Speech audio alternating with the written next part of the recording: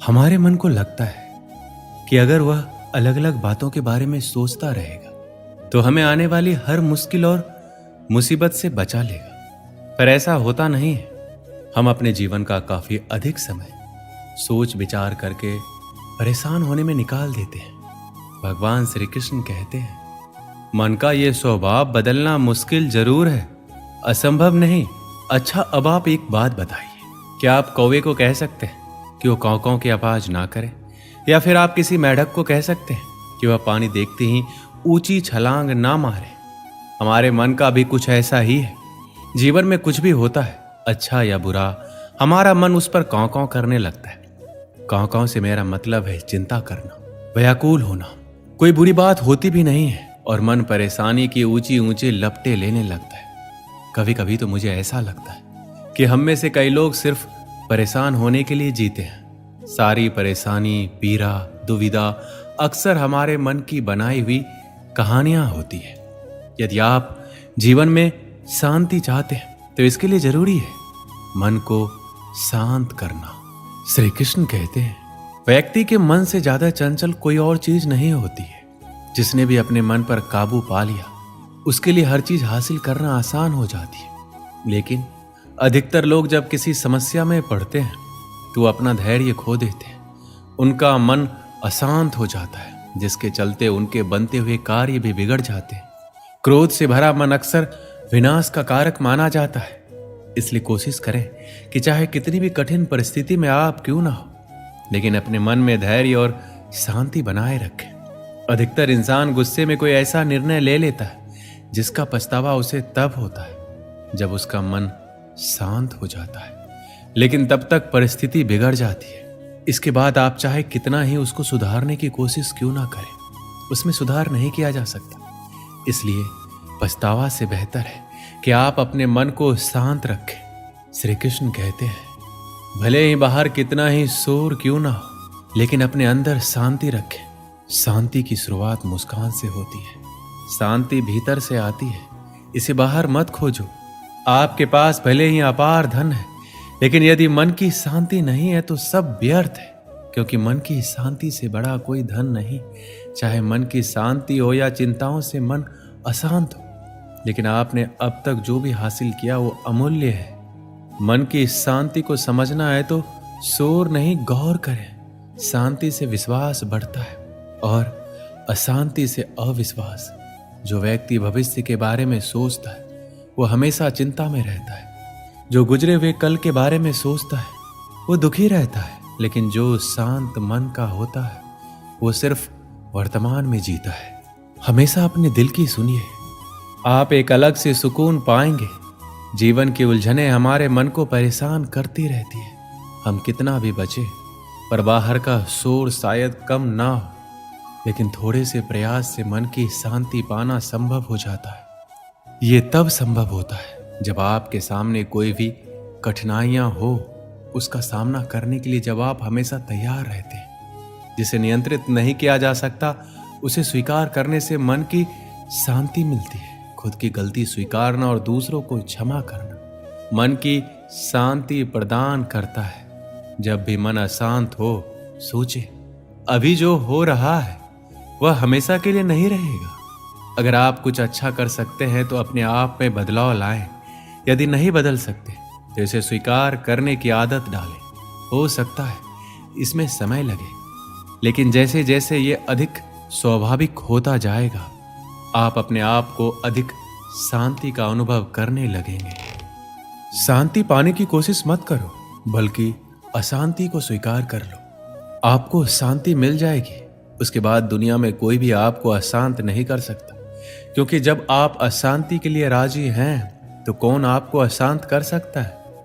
अपने मन की स्थिति का जिम्मेदार दूसरों को ठहराकर अपने मन की शक्ति को भूल जाते हैं। सुख दुख सिर्फ इस बात पर निर्भर नहीं करते कि आपके आसपास का माहौल कैसा है, ये इस बात पर भी निर्भर करता है कि आपके अंदर का माहौल कैसा है। जीवन शांति से जिया जाए, इसके लिए आपको अशांति को स्वीकारना होगा। शांति की 2 रोटी अशांति के पकवानों से 1000 गुना बेहतर है। एक शांत प्रिय व्यक्ति के पास जो भी है वो उसमें खुश रहता है, लेकिन जिसके मन में अशांति है वो कोई भी वस्तु पाने के बाद भी खुश नहीं रहेगा। श्री कृष्ण कहते हैं, जीवन का मार्ग टेढ़ा मेढ़ा कांटों से भरा है। जीवन कोई फूलों की सेज नहीं है जो आसानी से पार हो जाए। हमें इसी उतार चढ़ाव के जीवन में स्वयं को कैसे आगे बढ़ाना है, यही विचारणीय है। परिस्थितियां तो आपको हंसाएगी भी, रुलाएगी भी, पर अपने संतुलन को नहीं खोना। हर स्थिति परिस्थिति का सामना करते हुए चलते चले जाओ। भगवान कृष्ण ने गीता में यही उपदेश दिए हैं कि विपरीत परिस्थितियों में भी संतुलन बनाकर जीवन के मार्ग पर कैसे बढ़ते जाना है। पहली बात तो यही है कि अपने नियमों में दृढ़ बनिए, अनुशासन का पालन कीजिए और छोटी छोटी बातों में उलझकर समय व्यर्थ नहीं कीजिए। ये समझिए कि जीवन बहुत मूल्यवान है। जो समय निकल गया वह लौट कर नहीं आ सकता, इसलिए व्यर्थ की बातों में अपना समय और शक्ति बर्बाद ना करें। अपने जीवन का कोई एक लक्ष्य निर्धारित कीजिए, क्योंकि लक्ष्यहीन जीवन का कोई मूल्य नहीं है।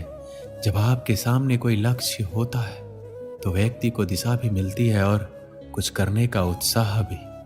श्री कृष्ण कहते हैं, अतीत पर ध्यान मत दो, भविष्य के बारे में मत सोचो, अपने मन को वर्तमान क्षण पर केंद्रित करो। स्वास्थ्य सबसे बड़ा उपहार है, संतोष सबसे बड़ा धन है, वफादारी सबसे बड़ा संबंध है। जैसे मोमबत्ती बिना आग के नहीं जल सकती, मनुष्य भी आध्यात्मिक जीवन के बिना नहीं जी सकता। 3 चीजें ज्यादा देर तक नहीं छुप सकती, सूर्य, चंद्रमा और सत्य। अपने मोक्ष के लिए खुद ही प्रयत्न करें, दूसरों पर निर्भर ना रहें। किसी विवाद में हम जैसे ही क्रोधित होते हैं, हम सच का मार्ग छोड़ देते हैं और अपने लिए प्रयास करने लगते हैं।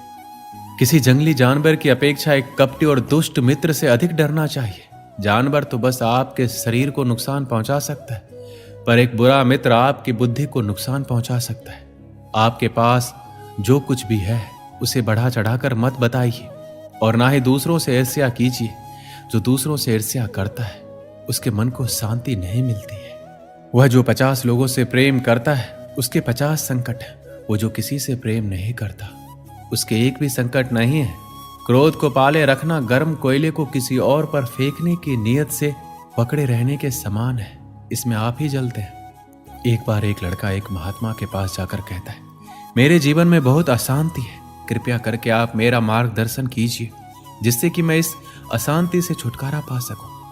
महात्मा लड़के से जीवन के अशांति का कारण पूछते हैं। लड़का उत्तर देता है, अत्यधिक विचारों के कारण मेरे भीतर बहुत सारे विचार आते हैं जिससे मेरा मन अशांत रहता है। महात्मा मुस्कुराते हुए कहते हैं, ऊपर आकाश की ओर देखो और बताओ कि तुम्हें सूर्य दिख रहा है।